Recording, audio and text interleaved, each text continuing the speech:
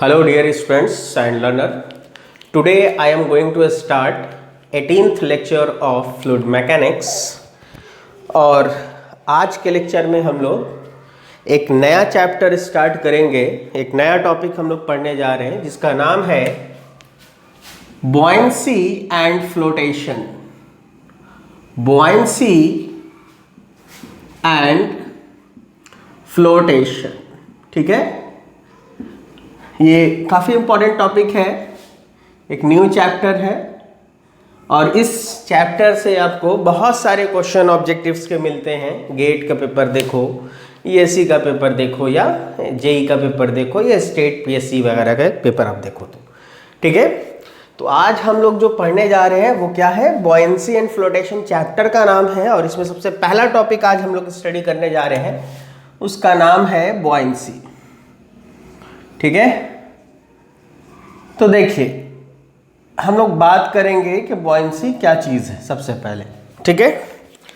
तो कहा यह गया, बहुत सिंपल भाषा में अगर बात किया जाए तो हम सब लोग जानते हैं कि जैसे ही मान लीजिए ये एक बॉडी है और इस बॉडी को हम लोग किसी फ्लूइड में क्या करेंगे, डुबाएंगे, चाहे पार्शली डुबाया जाए या पूरा पूरा डुबाया जाए। इस बॉडी के ऊपर अपवर्ड डायरेक्शन में क्या होता है, एक फोर्स लगता है, ठीक है। और उसकी वजह से ये बॉडी ऊपर की तरफ क्या होती है, इसको लिफ्ट मिलता है, इसको ऊपर की तरफ ढकेला जाता है, इसको बोए किया जाता है। और ये फेनोमेना जो है, ये जो प्रक्रिया है वो क्या कहलाती है, बॉयंसी कहलाती है, ठीक है। बहुत सिंपल भाषा में बात किया जाए तो देखिए, तो बॉयंसी की अगर डिफिनेशन की बात किया जाए तो बहुत सिंपली हम लोग लिख सकते हैं कि whenever we submerged a body in a fluid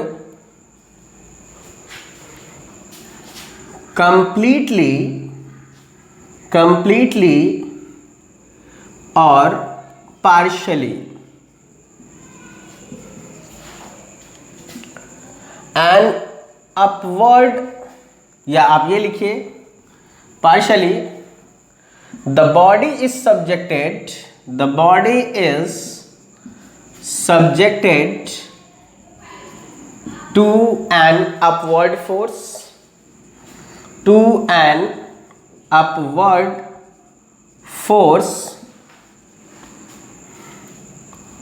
which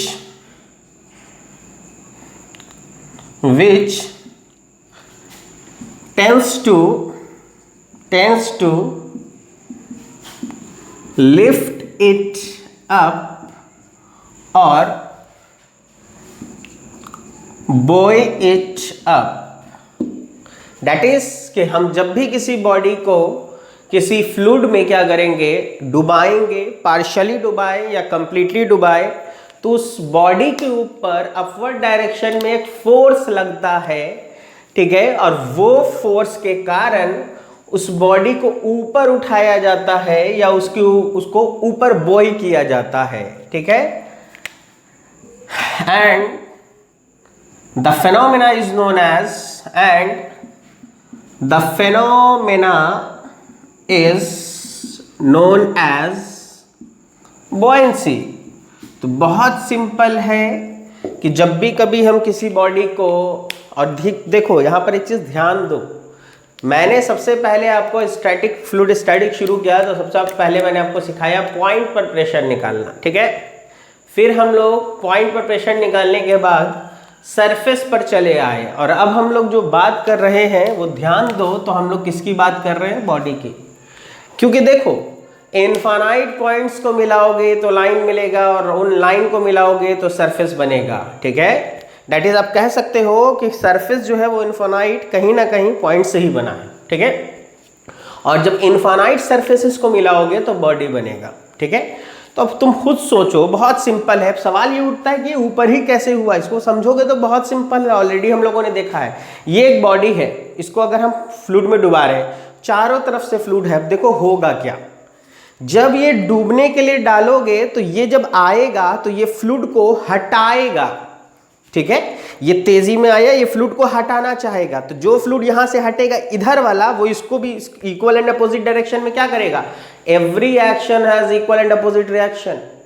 अगर आप खड़े हो, कोई आपको धक्का दे के हटा रहा है, तो आप भी उसके ऊपर फोर्स लगा रहे होगे, वो डिपेंड करेगा कि विच वन, कौन ज्यादा हावी है। अब इसको जैसे ही तुमने डुबाया, देखो क्या हुआ, फ्लूइड हटा, इधर भी फ्लूइड हटेगा, इधर भी फ्लूइड हटेगा, इधर भी फ्लूइड हटेगा, इधर भी हटेगा, डाउनवर्ड में भी हटेगा। तो देखो जितना फ्लूइड इधर हटा और जितना फ्लूइड इधर हटा, दोनों इसके ऊपर क्या करेगा, इसके सारे सरफेस पर, क्योंकि देखो इसके पास कितने सरफेसेस हैं, इनफाइनाइट सरफेस है, एक सरफेस, दो सरफेस, तीन सरफेस, बहुत सारे सरफेसेस हैं। तो जब इधर वाला जो फोर्स लगेगा, यानी कल हमने कर्व सरफेस पर पढ़ा था ना, और ये देखो कैसा सरफेस दिख रहा है, कर्व सरफेस। तो कर्व सरफेस पर जो हॉरिजॉन्टल कंपोनेंट इधर से आएगा, जो इधर से आएगा, जो इधर से आएगा, सब एक दूसरे को हॉरिजॉन्टल कंपोनेंट जो होगा वो क्या कर देगा, कैंसिल आउट कर देगा। लेकिन जब ये इसको नीचे डाउनवर्ड करेंगे, तो देखो वर्टिकल डायरेक्शन से, यानी बॉटम से फ्लूइड जो इसको ऊपर की तरफ धक्का देगा, ये कैंसिल आउट नहीं होगा, क्योंकि देखो अगर पूरा भी डुबाते हो तो यहां पर जितना फ्लूइड होगा, ऊपर वाले टॉप सरफेस से जितना फ्लूइड होगा, बॉटम के रिस्पेक्ट में उसका अमाउंट कम होगा, बॉटम से ज्यादा फ्लूइड होगा। तो बॉटम साइड से जो वर्टिकल डायरेक्शन में फोर्स लगेगा, वो टॉप के कंपैरिजन में क्या होगा, ज्यादा होगा। इसी वजह से जो नेट रिजल्टेंट इसके ऊपर जो हाइड्रोस्टैटिक फोर्स आएगा, वो किस डायरेक्शन में आएगा, अपवर्ड डायरेक्शन में। तो कहीं ना कहीं पहले ही जानो, ये जो चैप्टर हम पढ़ा रहे हैं वो क्या है, अगर तुम बॉडी पर क्या करने लग जाओ, हाइड्रोस्टैटिक फोर्स को कैलकुलेट करोगे, तो कहीं ना कहीं तुमको कौन सा मिलेगा, वो बॉयंसी से रिलेटेड होगा। ठीक है, तो देखो, तो हम लोगों ने वही कहा कि जब भी हम किसी बॉडी को फुल्ली या पार्शियली सबमर्ज करेंगे, तो उस बॉडी के ऊपर क्या होगा, अपवर्ड डायरेक्शन में फोर्स लगेगा, जो उसको ऊपर की तरफ लिफ्ट करेगा या ऊपर की तरफ उठाएगा, and the phenomena is known as buoyancy. और यहीं पर हम लिखेंगे एंड द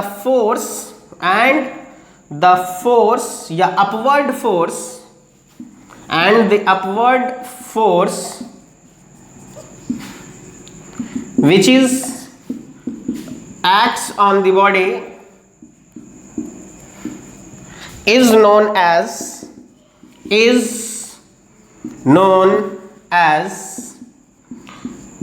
buoyant force। और वो फोर्स जो उसको ऊपर की तरफ, ऊपर डायरेक्शन में, अपवर्ड डायरेक्शन में लग रहा था, वो फोर्स क्या कहलाता है, बॉयंट फोर्स कहलाता है। और इसको हम किससे डिनोट करेंगे, तो याद रखिएगा, इट इज डिनोटेड बाय, हम लोग इसको डिनोट करेंगे FB से। ठीक है, और ये हमेशा अपोजिट टू दी क्या होगा, जब अपवर्ड, वर्टिकली अपवर्ड डायरेक्शन में लग रहा है, इसका मतलब ये है कि FB always acts opposite to the gravity, opposite to the gravity. That is कि बॉडी का जो भी वेट होगा उसका डायरेक्शन डाउनवर्ड होगा, ग्रेविटेशनल फोर्स डाउनवर्ड होगा, और इसका डायरेक्शन हमेशा अपवर्ड होगा। यही वो कारण है जिस कारण से जब भी किसी बॉडी को किसी फ्लूइड में तुम डिप करते हो, चाहे पार्शियली डिप करो या कंप्लीटली डिप करो, आपको उस बॉडी के वेट में क्या महसूस होता है, कुछ ना कुछ लॉस इन वेट महसूस होता है। तो जो लॉस इन वेट आपको फील हो रहा है, वो किसके कारण हो रहा है, क्योंकि उस बॉडी के ऊपर क्या एक्ट कर रहा था, buoyant फोर्स एक्ट कर रहा था, which is always opposite to the gravity या ग्रेविटेशनल फोर्स या weight of the body. Is that clear? ठीक है, तो देखिए ये तो बहुत सिंपल सा भी डिफिनेशन की बात हुई और ये सब लोगों ने महसूस किया होगा। तो देखो, लेकिन यहां पर क्या पता चला, यहां पर एक चीज ये पता चला, कहीं ना कहीं FB फोर्स जो है वो hydrostatic force on the body है। क्योंकि देखो, जब बॉडी पर हम बात करेंगे तो इसके ऊपर कर्व सरफेस भी है, प्लेन सरफेस भी है, जैसा भी है। तो कर्व सरफेस का सारा हॉरिजॉन्टल कंपोनेंट एक दूसरे को कैंसिल आउट कर देगा, लेकिन वर्टिकल कंपोनेंट इसलिए नहीं करेगा क्योंकि यहां से फ्री सरफेस की दूरी और यहां से फ्री सरफेस की दूरी अलग अलग होगी। तो वर्टिकल कंपोनेंट का वैल्यू भी, मैग्नीट्यूड भी चेंज करेगा। और बॉटम से ज्यादा लगेगा, टॉप से कम लगेगा। ऊपर से ऐसे फ्लूइड दबाएगा, नीचे से फ्लूइड ऐसे करेगा, तो बॉटम से वर्टिकल कंपोनेंट जो होगा ज्यादा होगा। इसीलिए जो नेट रिजल्ट आएगा वो हमेशा किधर आएगा, वर्टिकली अपोजिट डायरेक्शन या अपवर्ड फोर्स इस पर लगेगा। ठीक है, इसीलिए अगर कोई पूछे कि बॉयंट फोर्स कौन सा फोर्स है, तो आप कह सकते हो कि सर ये hydrostatic force on the body है या फिर ये रिजल्टेंट फोर्स है। ठीक है, हाइड्रोस्टैटिक का रिजल्टेंट है, क्योंकि सारा हॉरिजॉन्टल कंपोनेंट क्या होगा, कैंसिल आउट, केवल कौन बचेगा, वर्टिकल कंपोनेंट का रिजल्टेंट बनेगा। ठीक है, तो देखिए अब इसके बाद ये सबसे पहले तो आपने डिफिनेशन समझ लिया होगा। ठीक है, और अब इस चैप्टर में जो सबसे मोस्ट इंपॉर्टेंट थिंग है जिसके ऊपर हम लोग बात करेंगे, पूरा चैप्टर बेस है, वो है आपका आर्किमिडीज प्रिंसिपल। ठीक है, तो सबसे पहले हम लोग बात करेंगे कि व्हाट इज आर्किमिडीज प्रिंसिपल। ठीक है, देन हम लोग सीखेंगे कि ये जो बॉयंट फोर्स है, इस फोर्स को हम लोग फाइंड आउट कैसे करेंगे, how to find the buoyant force on the body. ठीक है, तो देखिए, तो सबसे पहले जो हम लोग इसमें स्टडी करेंगे वो होगा आर्किमिडीज प्रिंसिपल। Archimedes principal. ठीक है, तो हम लोग आर्किमिडीज प्रिंसिपल पढ़ने जा रहे हैं। तो देखिए, आर्किमिडीज प्रिंसिपल को पढ़ने से पहले आपको एक छोटा सा डायग्राम यहां पे बना के दिखाते हैं, इसको समझिएगा। ये कोई फ्लूइड है, ये उसका फ्री सरफेस दिखाया मैंने। इसमें कोई भी एक एबनॉर्मल शेप का ही मान लीजिए बॉडी सपोज दैट मैंने ले लिया है। ठीक है, और इस पूरे बॉडी का जो वेट है, पूरे बॉडी का जो वजन है, वो सपोज दैट मैंने माना कि यहां पर एक्ट कर रहा है, इसको जी नाम दिया है। दैट इज ये क्या है, this is the centroid of the body है, सेंट्रॉयड ऑफ द बॉडी, या ये कहो कि यही क्या है, centre of gravity of body. That is की this is the point at which the weight of the body will act. ठीक है, यानी आप लिख सकते हो the point at which weight of the body will acts. ठीक है, ये वो पॉइंट है और इसको हम लोग जी से डिनोट कर रहे हैं। ठीक है, तो देखिए ये जो होगा, इसका पूरे बॉडी का जो वेट होगा, दैट इज कि यहां पर हम लिख सकते हैं कि mg, और ये किसका है, बॉडी का। तो पूरे बॉडी का वेट यहां पर एक्ट कर रहा है। ठीक है, अब एक चीज ध्यान से देखो, पूरा बॉडी जो है उसका कुछ पोर्शन मैंने डिप दिखाया है, तो कितना पोर्शन फ्लूइड में डूबा हुआ है, इस चीज को हम आपको दिखाते हैं। ठीक है, आप ध्यान से इसको एनालाइज कीजिएगा और समझने की कोशिश कीजिएगा, ये बहुत इंपॉर्टेंट है, क्योंकि जब तक आप बेसिक फंडा नहीं क्लियर करोगे, आगे की चीजें क्लियर होने में बहुत दिक्कत होंगी। ठीक है, तो देखिए मैंने जानबूझ करके दो लेयर दिखाया है, ब्लू वाला लेयर जो है वो बॉडी का है, और ग्रीन वाला लेयर जो होगा, देखो फ्लूइड जो है वो होमोजीनस मीडियम है। ठीक है, तो उस लिक्विड में, फ्लूइड में भी लिक्विड ले रहे हैं, तो उस लिक्विड को जैसे इस बॉडी को डुबाओगे तो लिक्विड भी उसी शेप में क्या होगा, हटेगा। हटने का मतलब ये है कि जब तुम इसको डालोगे तो ये फ्लूइड को धक्का मारेगा, तो फ्लूइड भी उसके ऊपर धक्का मारेगा। तो अभी थोड़ी देर पहले मैंने बताया क्या कि देखो इधर साइड जो हॉरिजॉन्टल कंपोनेंट आएगा और इधर जो आएगा, दोनों एक दूसरे को क्या कर जाएगा, कैंसिल आउट। यहां भी वही चीज होगा, कैंसिल आउट, यानी कि सारा हॉरिजॉन्टल एक दूसरे को क्या कर देगा, कैंसिल आउट कर देगा। लेकिन जो वर्टिकल फोर्स होंगे वो कैंसिल आउट नहीं हो पाएंगे, और इन सब का जो रिजल्टेंट होगा वो क्या होगा, इस बॉडी पर ऊपर की तरफ क्या करेगा, एक्ट करेगा। और ये फेनोमेना क्या कहलाता है, तो ये फेनोमेना कहलाता है बॉयंसी, और जो फोर्स ऊपर की तरफ एक्ट कर रहा है वो क्या कहलाता है, बॉयंट फोर्स। क्लियर है। अब देखिए आर्किमिडीज साहब ने इस चीज को फील किया और उन्होंने बताया कि बहुत सिंपल सी चीज है, तुम खुद सोचो, जब हम इस बॉडी को डुबाएंगे तो जितने शेप में बॉडी उसमें डूबी है, बॉडी का शेप ब्लू वाला है और ग्रीन कलर से मैंने फ्लूइड का शेप दिया है, तो बॉडी के डुबाने के कारण जो फ्लूइड हटेगा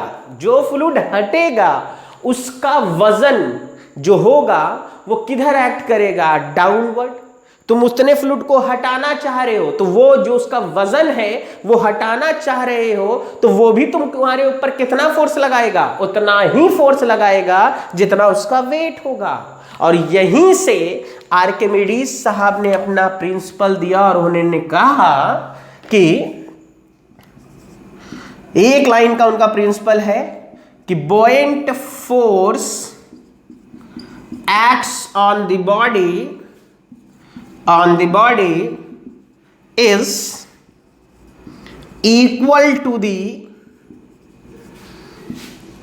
weight of the fluid displaced by the body। अब क्या था मतलब, क्योंकि देखो जब इस फ्लूइड को डुबाओगे तो ये अपने ही शेप के बराबर फ्लूइड को हटाएगा, तो जो फ्लूइड हटेगा उसका कुछ वजन होगा, वो नीचे की तरफ लग रहा होगा और वो फिर रिफ्लेक्ट होके कहां आएगा, ऊपर की तरफ। दैट इज की every action is equal and opposite reaction का फंडे से भी आप सोच सकते हो। तो यहीं से आप कह सकते हो कि दैट इज, इसका मतलब ये है कि जो FB फोर्स होता है वो सिंपल भाषा में कहा जाए इक्वल होगा wait of the fluid displaced के। तो जब भी आपसे पूछा जाए कि व्हाट इज आर्किमिडीज प्रिंसिपल, आप हमेशा यही कहेंगे कि बुओयंट फोर्स जो होता है वो wait of the fluid displaced के बराबर होगा।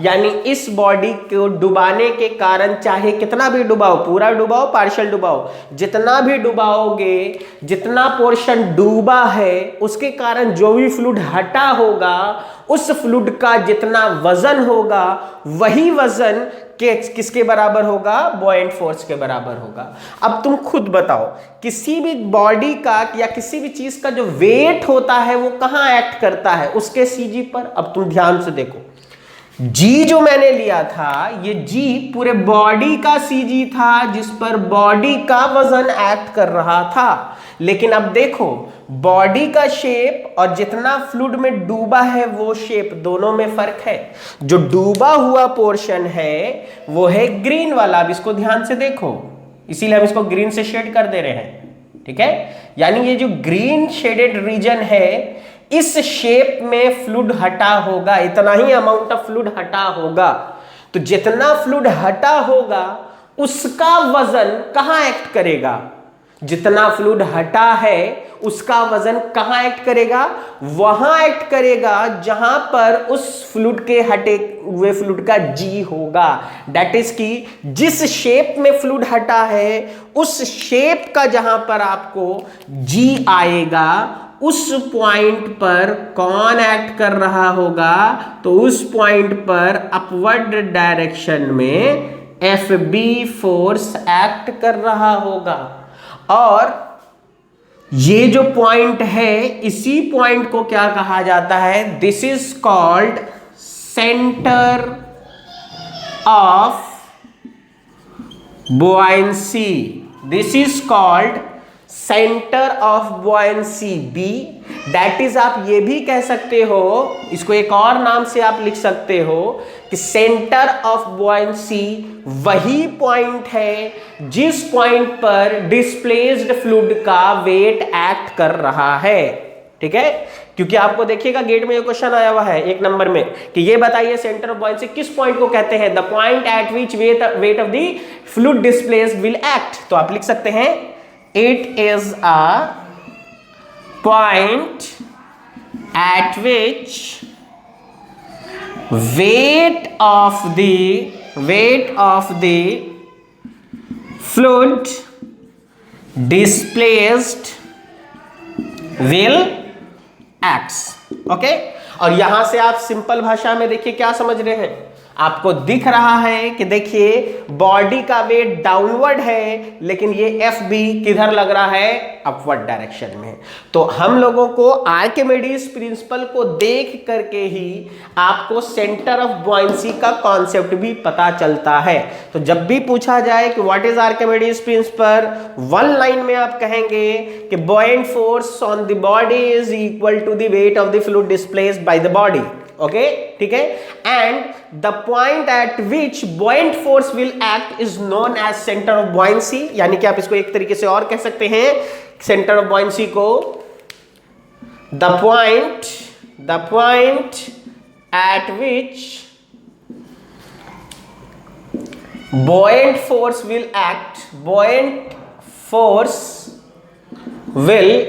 act is known as center of buoyancy. Is that okay? ठीक है। तो आपसे जब भी पूछा जाए आर्किमिडीज प्रिंसिपल, आप बहुत सिंपल भाषा में बता सकते हैं, पहली चीज। दूसरी चीज क्या बता सकते हैं? दूसरी चीज आप ये बता सकते हैं कि मेरे को आर्किमिडीज प्रिंसिपल के जस्ट बाद ये पता चलता है कि जब जो फ्लूइड डिस्प्लेस हो रहा है उसका वेट और एफ बी बराबर है, यानी दोनों का लाइन ऑफ एक्शन क्या होगा, क्योंकि मैंने पहले बताया है फोर्स बराबर हो रहा है, मतलब दोनों का लाइन ऑफ एक्शन क्या है, सेम है। और अगर मोमेंट बराबर होगा, यानी लाइन ऑफ एक्शन अलग होगा, तो मोमेंट बराबर होगा। तो आपने अगर कहा कि weight of the fluid displace और F B both are equal, it means that both lies at a same point.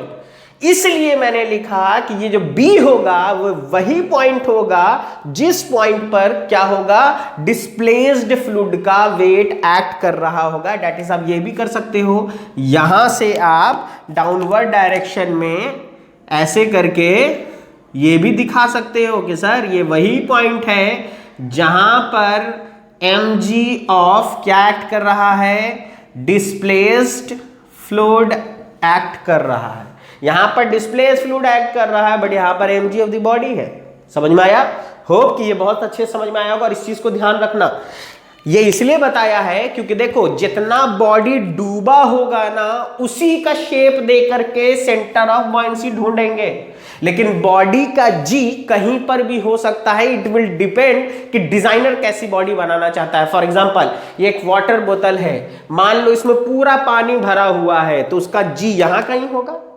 कोई कहे कि सर इसका जी यहां है, क्या जी यहीं शिफ्ट कर सकता है? बिल्कुल कर सकता है। मैंने क्या किया, थोड़ा पानी पी लिया, अब उसका जी इतना पानी भरा हुआ है तो इन दोनों के बीच में होगा, और पानी पी लिया, बस इतना सा पानी भरा हुआ है, तो अब जी कहां होगा, यहां होगा।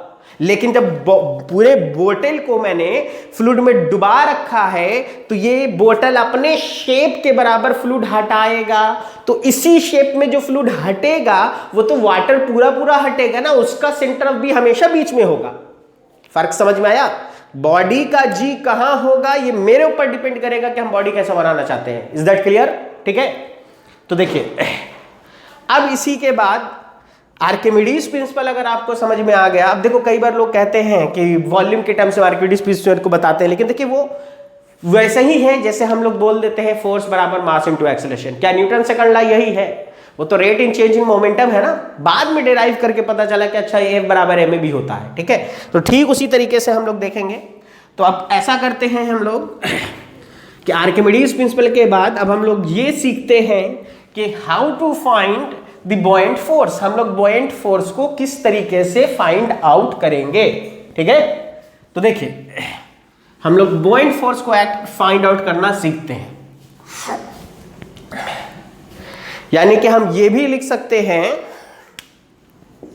कि हम लोग क्या निकालना सीख रहे हैं, hydrostatic force on the body को फाइंड आउट करना सीख रहे हैं।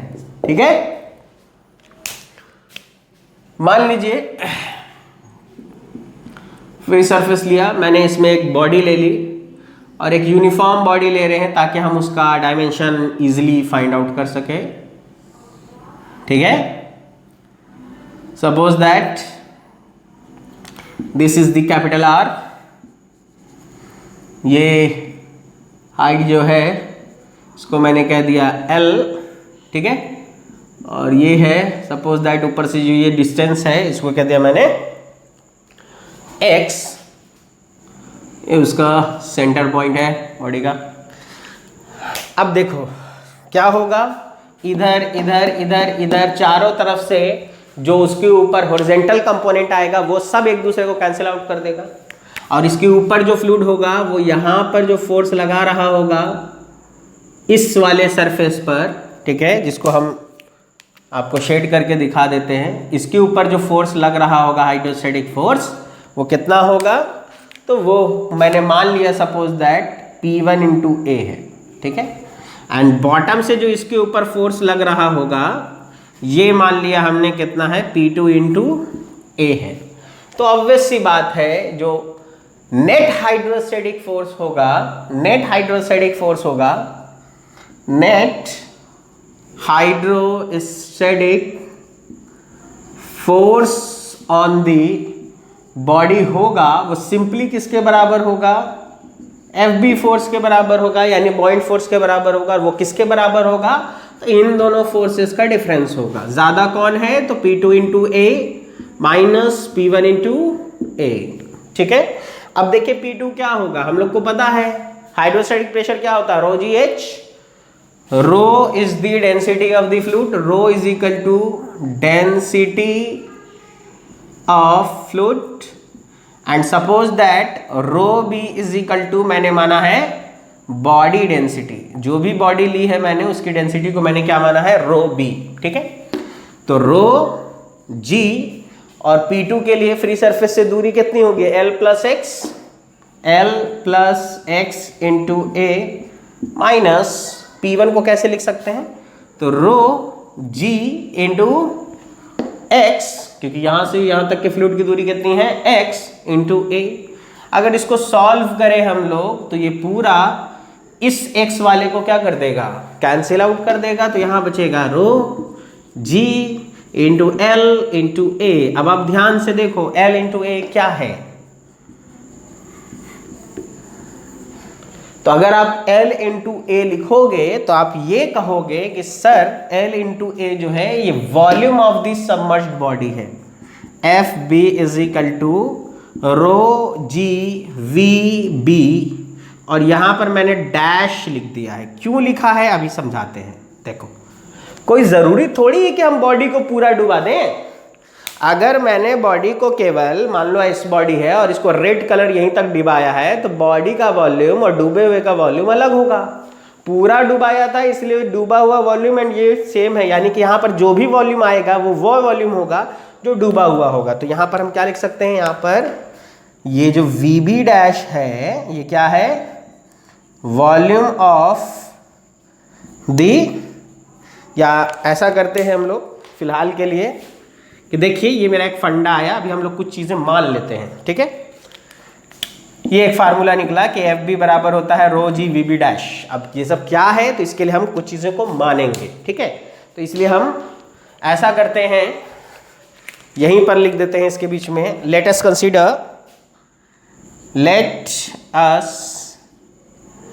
कंसीडर, ठीक है। क्या मानते हैं, सबसे पहली चीज VB is equal to volume of the body. हमने माना कि पूरे बॉडी के वॉल्यूम को हमेशा क्या लिखेंगे, VB, ठीक है। And VB dash is equal to volume of the submerged body. जितनी बॉडी को सबमर्ज करेंगे उसके वॉल्यूम को हम लोग VB डैश लिखेंगे।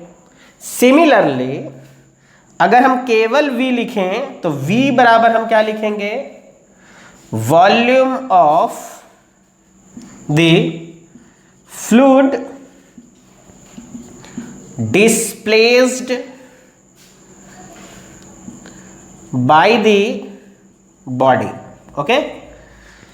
VB क्या है, तो वॉल्यूम ऑफ द बॉडी मानेंगे, एंड VB डैश का मतलब है volume of the submerged body, and V केवल लिखूं तो उसका मतलब है volume of the fluid displaced by the body. Clear है।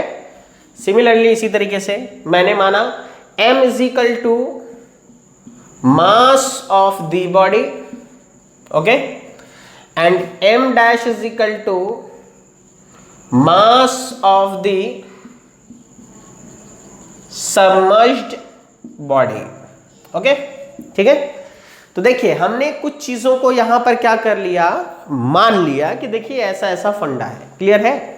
तो अब आप देखो इसी बेसिस पर हम क्या कर सकते हैं, हम यहाँ से एक बहुत सिंपल सा फंडा यूज करेंगे जो अभी थोड़ी देर पहले हमने देखा। वो क्या देखा था? तो हम लिखेंगे अकॉर्डिंग टू आर्किमिडीज प्रिंसिपल। हमने क्या सीखा था? आर्किमिडीज प्रिंसिपल ये कहता था कि F B force is equal to weight of the fluid displaced by the body. ये हमने सीखा था। तो अब देखिए एफ बी फोर्स अभी थोड़ी देर पहले निकाला है। क्या लिखा है हमने? लिख दिया रो g V B dash. Clear है? और wait of the fluid displace का मतलब है एम इंटू जी, और यहां नीचे लिख देते हैं फ्लूइड डिस्प्लेस। यानी कि ये जो वेट लिख रहे हैं हम फ्लूइड डिस्प्लेस का लिख रहे हैं। ठीक है? एंड देखिए अब देखिए हम m को क्या लिख सकते हैं? m को लिख सकते हैं हम डेंसिटी ऑफ द फ्लूइड। ठीक है? एंड फ्लूइड डेंसिटी रो है। ठीक है? And volume of the fluid displace, क्योंकि अगर हम फ्लूइड डिस्प्लेस का मास लिख रहे हैं तो डेंसिटी ऑफ द फ्लूइड को किससे मल्टीप्लाई करेंगे? Volume of the fluid displace से। एंड g को g लिख सकते हैं। और यहां पर क्या था? रो जी वी बी डैश। रो जी क्या हो गया? Cancel out. यहां से क्या मिला? यहां से मिला कि वी बी डैश बराबर होगा v के, और इसी से क्या पता चला? इसका क्या मतलब है? इसका मतलब है कि volume of the fluid displaced equal to the volume of the body submerged. यानी कि जितना बॉडी सबमर्ज्ड हुआ है उसका वॉल्यूम और जितना फ्लूइड डिस्प्लेस हुआ है उसका वॉल्यूम दोनों आपस में बराबर होगा। इसी वजह से कई बार लोग ये कह देते हैं कि दिस इज आर्किमिडीज प्रिंसिपल। ठीक है? लेकिन याद रखिएगा जब इंटरव्यू में पूछा जाए कि व्हाट इज आर्किमिडीज प्रिंसिपल, आप केवल ये लाइन बताएंगे। ठीक है? क्योंकि ये बोलोगे तो कहेगा कि आर्किमिडीज साहब का स्टेटमेंट क्या था, लेकिन आप ये बोलोगे तो फिर यहां से आप कह सकते हो कि सर यहीं से पता चलता है कि जितना बॉडी का वॉल्यूम डूबा हुआ वॉल्यूम होगा, यानी जितना बॉडी डिप किया होगा उसका वॉल्यूम, और जितना फ्लूइड हटा होगा उसका वॉल्यूम, दोनों आपस में क्या होगा? इक्वल होगा।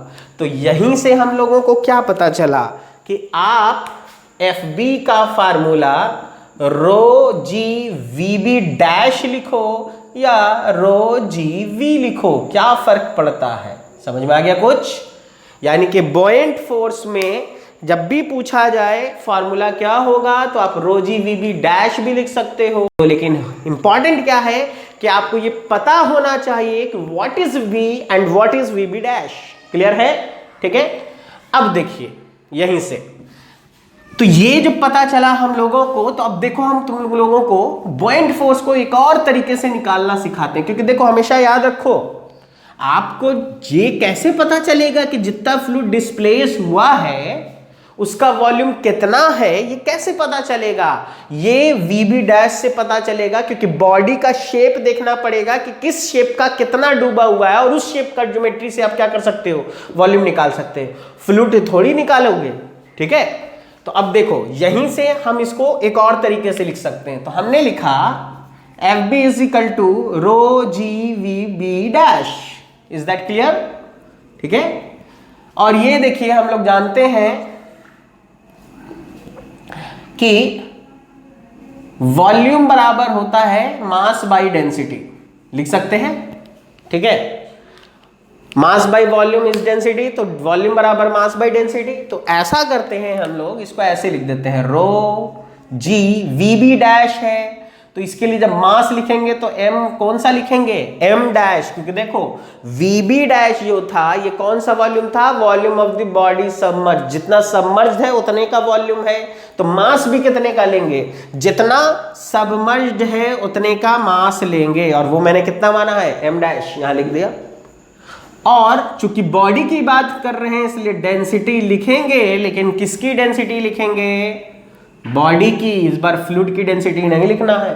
क्लियर है? अब आप देखो m-g, रो बी को रो बी लिखा और इस वाले रो को उठा के कहां ले आए? नीचे। ऐसा नहीं लग रहा है कि सर Fb यानी बॉयंट फोर्स का एक और फार्मूला मिला है, यानी कि आप rho g V B dash लिखो या m dash g upon rho B upon rho लिखो, कोई फर्क नहीं पड़ेगा। और कई सारी बुक्स में रो बी अपॉन रो को क्या लिख जाता है? Relative density of the body with respect to fluid, या ये कहो बेहतर होगा ऐसे लिखो, with respect to submerged fluid, जिस फ्लूइड में डुबाया है उसी के रिस्पेक्ट में। क्योंकि ऐसा क्वेश्चन भी मिलेगा कि जो नीचे वाटर में डिप है और ऊपर ऑयल में डिप है, तो जितना ऑयल में डिप है वो ऑयल के रिस्पेक्ट में होगा, जितना वाटर में डिप है वो वाटर के रिस्पेक्ट में होगा। ठीक है? तो इसीलिए कई सारी बुक्स में इसको m-g अपॉन आर डी भी लिख देते हैं, यानी कि इसको शॉर्टकट में आर डी भी लिख दिया जाता है। ठीक है?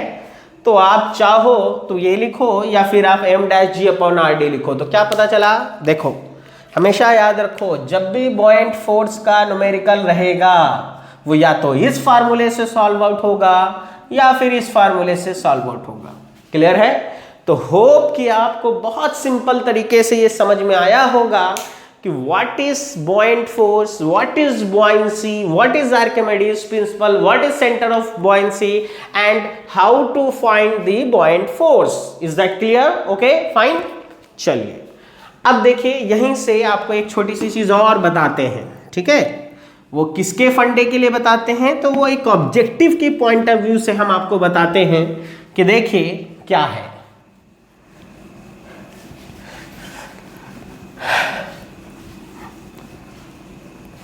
इस चीज को समझिएगा थोड़ा। ठीक है? एक लाइन का अगर क्वेश्चन कई बार पूछा जाए, जैसे मान लो ये एक फ्री सरफेस है, ये ऑब्जेक्टिव के पॉइंट ऑफ व्यू के लिए बता रहे हैं। ठीक है? इसके अंदर एक बॉडी है और देखिए मैंने पार्शियली डिप कर दिया।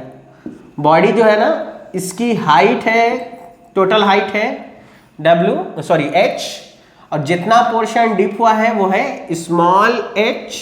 ठीक है? जो भी फ्लूइड है, rho is the fluid density.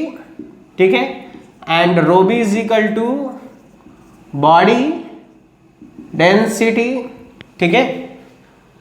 तो देखिए, अब इसी को देखते हुए हम लोग, कई बार आपको ऑब्जेक्टिव में ऐसा क्वेश्चन मिलता है कि बताइए एक बॉडी है जो पार्शियली सबमर्ज है, तो जितना डूबा हुआ पोर्शन है ये कितना है? h, और इसी को क्या कहा जाता है? This is called depth of submergent. तो कई बार आपको कहा जाएगा कि find the depth of submergent, values दिया जाएगा और पूछा जाएगा कि बताइए बॉडी की हाइट इतनी है, ये सारी चीजें ऐसी हैं, तो बॉडी कितना डूबा हुआ है। ठीक है?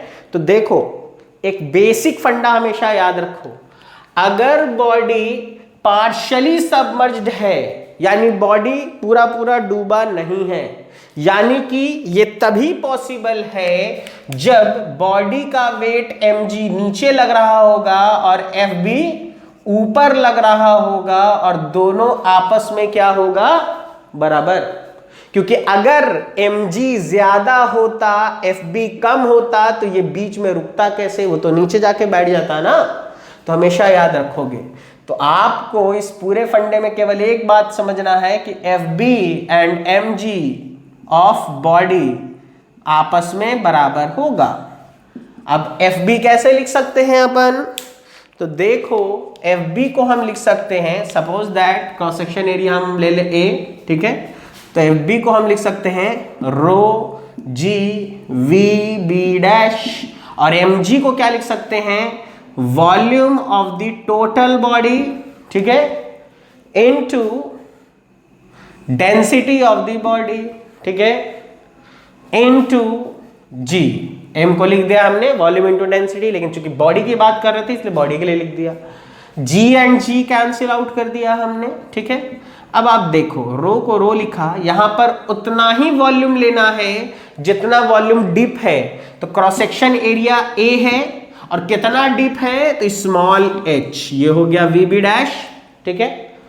और यहां पे रो बी को रो बी रहने दिया, पूरे बॉडी की अगर बात करेंगे तो a इंटू कैपिटल H, दोनों जगह से देखो एरिया एरिया कैंसिल आउट हो गया, क्या पता चला, एक क्वेश्चन मिल गया। लो रो इंटू एच बराबर rho B into capital H, that is small h is equal to rho B upon rho into capital H। Objective में क्वेश्चन दे डायरेक्टली सॉल्व कर लेंगे या फिर डायरेक्टली इसको आर डी इंटू एच भी तो लिख सकते हैं, समझ में आ गया, ठीक है। और अगर आप g को कैंसिल आउट नहीं करते तो रो इंटू जी क्या होता, ओमेगा, समझ में आ रहा है। तो आप ओमेगा एच भी लिख सकते थे, कोई फर्क नहीं पड़ना है। लेकिन आपको जब भी ऑब्जेक्टिव में पूछा जाए कि बताइए डेप्थ ऑफ सबमर्जेंट, तो हमेशा याद रखो फ्लूइड की डेंसिटी दे देगा, बॉडी की डेंसिटी देगा और डायमेंशंस दे देगा, तो आपको यहां से ऑब्जेक्टिव के क्वेश्चन बन जाएंगे। एक लाइन में आप निकाल लोगे कि कितना बॉडी डूबा हुआ है। क्लियर है, ठीक है। चलिए, और ये इसलिए बता रहे हैं जब बड़े क्वेश्चंस बनाएंगे तो बिना h निकाले तो आगे चल ही नहीं सकते हो, क्योंकि अगर यूनिफॉर्म बॉडी है तो पूरे बॉडी का जो g होगा वो h/2 पर होगा, कैपिटल H/2 पर। लेकिन जितना डूबा हुआ है इसके आधे पर होगा सेंटर ऑफ बॉयंसी, ठीक है। तो बिना सेंटर ऑफ बॉयंसी को फाइंड आउट किए हम लोग बड़े न्यूमेरिकल्स को सॉल्व ही नहीं कर सकते, ठीक है। तो ये आप ऑब्जेक्टिव के पॉइंट ऑफ व्यू से याद रखेंगे कि कैसे इसको सॉल्व करना है। क्लियर है। तो देखिए, आपको होप कि आपको यहां तक एकदम क्लियर हुआ होगा कि क्या हो रहा है, ठीक है। तो कैसे निकालेंगे हम लोग बॉयंसी को, ये सारी चीजों को। अब देखिए यहां पर एक छोटा सा कॉन्सेप्ट है, उसको देखेंगे आज की क्लास में, और उसके बाद फर्दर आज का क्लास हम लोग खत्म करेंगे। एक छोटा कॉन्सेप्ट और है जिसको हम आज देख लेते हैं, बाकी फिर फर्दर नेक्स्ट क्लास में देखेंगे। तो देखिए यहां पे सबसे पहली चीज जो हम आपको एक बताना चाहते हैं वो ये कि कॉन्सेप्ट ऑफ फ्लोटेशन क्या है, ठीक है। कॉन्सेप्ट ऑफ फ्लोटेशन हमेशा याद रखो, ठीक है। सबसे पहली चीज कि अगर कोई बॉडी फ्लोट कर रही है, फ्लोट करने का मतलब ये है कि ये है कोई बॉडी और ये बॉडी देखिए इसके ऊपर फ्लोट कर रही है, तो इस बॉडी का mg हमेशा नीचे लगेगा और इसके ऊपर जो फ्लूइड के कारण Fb लगेगा वो हमेशा ऊपर लगेगा, और दोनों आपस में क्या होंगे, बराबर होंगे। तो हम लोगों को कॉन्सेप्ट ऑफ फ्लोटेशन क्या बताता है, एक लाइन बताता है कि बुओयंट फोर्स बराबर होगा वेट ऑफ द बॉडी के। क्लियर। अब बुओयंट फोर्स क्या है, तो वो हम लोगों ने देख रखा है कि बुओयंट फोर्स को हम लोग क्या लिख सकते हैं, Fb बराबर mg। Fb को क्या लिख सकते हैं, रो जी वी बी डैश, ठीक है। और mg को हम लोग क्या लिख सकते हैं, रो बी इनटू, या ऐसा करते हैं हम लोग इसको मास के टर्म्स में क्यों ना लिख दें, ठीक है, ज्यादा बेहतर रहेगा। तो Fb को हम लिख सकते हैं m dash g upon rho B upon rho is equal to m into g, ठीक है, हम लोग ऐसे लिख सकते हैं। तो अगर हम लोग g से g कैंसिल आउट कर दें, ठीक है, तो हम लोगों को एक सिंपल सा फंडा क्या मिला कि m डैश बाई m जो होगा, या आप ऐसे लिख दीजिए m dash upon rho B upon rho जो होगा वो बराबर होगा किसके, m के। इसको आप 1 कह दीजिए, ठीक है। अब आप देखिए एक छोटी सी चीज है जो आपको आसानी से पता चलेगी कॉन्सेप्ट ऑफ फ्लोटेशन में, वो चीज क्या है। तो हम लोगों को एक छोटा सा चीज पता ये चला है कि m डैश जो है वो rho B upon rho into m के बराबर है। अब देखिए फ्लोट करने का क्या कंडीशन हो सकता है, तो कॉन्सेप्ट ऑफ फ्लोटेशन कहता ये है कि या तो बॉडी इस तरीके से फ्लोट करेगी कि उसका कुछ पोर्शन बॉडी के बाहर, फ्लूइड के बाहर होगा, कुछ अंदर होगा, या फिर बॉडी बिल्कुल उससे सट के इसके फ्री सरफेस से टच होकर फ्लोट करेगी। और अगर बॉडी नीचे बैठ गई तो फ्लोट थोड़ी कर रही है। यानी हम लोगों को ये पता चला कि फ्लोट करने का मतलब ये है कि देखो अब बॉडी कैसे सबमर्ज्ड है इस पर बात करते हैं। हमने अभी थोड़ी देर पहले बताया था, हमने क्या माना था, m इज इक्वल टू माना था ना total mass of body, total mass of body, ठीक है। एंड m डैश क्या माना था, मास ऑफ सबमर्ज्ड बॉडी माना था हमने, ठीक है। तो हमने m बराबर क्या लिख दिया, हम लोग यहां से ही कॉन्सेप्ट ऑफ फ्लोटेशन से क्या लिख सकते हैं, या तो m बराबर होगा m डैश के। अब इसका क्या मतलब है, अगर m डैश के बराबर है इसका मतलब यह है कि बॉडी इज कंप्लीटली सबमर्ज्ड। इसका क्या मतलब है, बॉडी जो है कंप्लीटली सबमर्ज्ड होके, क्योंकि देखो अगर तुम शिप को देखोगे तो उसका कुछ पोर्शन फ्लूइड के अंदर होता है, कुछ पोर्शन बाहर होता है, लेकिन सबमरीन को देखोगे तो उसका टोटल का टोटल पोर्शन, टोटल की टोटल बॉडी फ्लूइड के अंदर होकर के फ्लोट करती है। दैट इज ये कंडीशन है, बॉडी का मास, सबमर्ज बॉडी का मास दोनों बराबर होगा। वो तब होगा जब बॉडी इज कंप्लीटली सबमर्ज्ड। या फिर दूसरा कंडीशन क्या होगा, m is greater then m dash, यानी कि बॉडी इस बार जितना बॉडी का टोटल मास है वो ज्यादा है और सबमर्ज बॉडी का जो मास है वो कम है, यानी ये वाला कंडीशन है। टोटल मास m है लेकिन m डैश केवल इतना सा होगा, दैट इज की बॉडी इज पार्शियली सबमर्ज्ड। तो यहीं से आपको एक चीज क्या पता चला, अगर हम दोनों को कंबाइंड कर दें तो क्या पता चलेगा कि cap m is greater than equal to m dash, ठीक है। अब आप ऐसा करो, यहां से m का वैल्यू है इसमें उठा के रख दो, क्योंकि फ्लोट यही दो तरीका है जिससे फ्लोट कर सकता है कोई भी बॉडी, या तो पार्शियली सबमर्ज होके या फुल्ली सबमर्ज होके, ठीक है।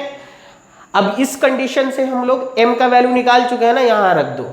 फ्रॉम इक्वेशन 1 हम लोग क्या कर सकते हैं, फ्रॉम इक्वेशन 1 उठा के रखेंगे, क्या मिलेगा, तो देखो m की जगह पर इसको पुट कर देंगे तो मिलेगा m dash upon rho B upon rho is greater than equal to m dash, ठीक है। अब इससे क्या पता चला, m डैश क्या हो गया, कैंसिल आउट हो गया, यानी 1 is greater than equal to rho B upon rho, ठीक है। This is the condition of flotation, condition of flotation. And इसका मतलब यह है, यहां से पहला रिजल्ट क्या मिला, पहला रिजल्ट यानी कि रो बी या तो कम होगा रो से, यानी कि बॉडी की डेंसिटी अगर फ्लूइड की डेंसिटी से कम है तो बॉडी इज कैसी बॉडी होगी, फ्लोटिंग बॉडी होगी, ठीक है। दूसरा कंडीशन यहां से मिला वो ये, अगर रो बी बराबर हो जाए रो के, यहां भी तैरेगा और यहां पर जो तैर रहा है, इस तरीके की कंडीशन को क्या कहते हैं, बॉडी इज फ्लोटिंग बॉडी। और अगर ऐसा है तो इसको कहा जाता है कि body is neutrally buoyant body, neutrally buoyant body. या फिर इसी का एक और नाम है, इस तरीके की बॉडी को क्या कहते हैं, सस्पेंडेड बॉडी। यानी ये वो बॉडीज होंगी जो फ्लोट तो करेंगी लेकिन पूरी डिप होकर के। और यहां से एक तीसरा रिजल्ट मिला जो बिल्कुल इसके अपोजिट होगा, यानी कि रो बी जो होगा वो इस बार ज्यादा हो जाए किससे, रो से। तो इस कंडीशन में बॉडी फ्लोट नहीं करेगा, मतलब कि बॉडी जो होगी, body is sinking body, body क्या होगी, डूब जाएगी। क्योंकि देखो यहां पे जो कंडीशन लिखा है इसका मतलब ये भी है कि रो बी इज लेस देन और इक्वल टू रो, ऐसे लिख सकते हैं कि नहीं। तो यहां से पहला कंडीशन मिला, रो बी रो से छोटा हुआ बॉडी फ्लोटिंग होगी, रो बी और रो बराबर हो जाए तो बॉडी न्यूट्रली बॉयंट होगी, और अगर रो बी रो से ज्यादा हो गया तो बॉडी कैसी बॉडी हो जाएगी, सिंकिंग बॉडी हो जाएगी, ठीक है। तो अब यहां से क्या पता चला, यहां से देखो डायग्रामेटिकली समझो, वो तो थ्योरी की बात हो गई, डायग्राम से अगर समझोगे तो देखो मैंने कहा फ्री सरफेस है, rho is the fluid density, rho is equal to fluid density. एक बॉडी है और इस तरीके से फ्लोट कर रहा है, डेट इज कि ये बॉडी कुछ पोर्शन डीप है, कुछ पोर्शन बाहर है, इसका मतलब रो भी कम है और रो ज्यादा है, यानी बॉडी की डेंसिटी कम है और फ्लूइड की डेंसिटी ज्यादा है। तो ऐसी बॉडी क्या कहलाती है? This is called floating body. जैसे कि ships are always floating body, ठीक है। कुछ बॉडी ऐसी है, ना ही ऊपर है ना ही नीचे, बीच में कहीं और वहां फ्लोट कर रहा है, तो उसको हम लोग कहेंगे कि रो बी और रो बराबर हो जाती है और इसको कहा जाता है सस्पेंडेड बॉडी, ठीक है, या न्यूट्रली बॉइंट बॉडी। और एक ऐसी बॉडी है जो तैर वैर नहीं रही है, नीचे आके बैठ गई, इसका मतलब density of the body is greater then that of density of the fluid, and these type of bodies is known as sinking body, sinking body, जैसे कि पत्थर, ठीक है।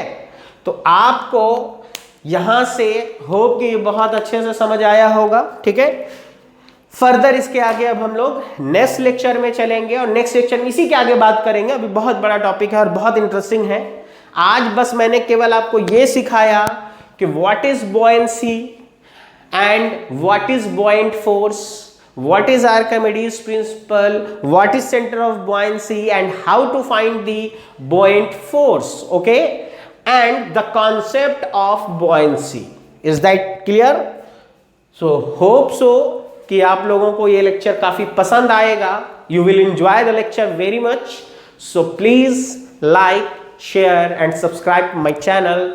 Till then, goodbye.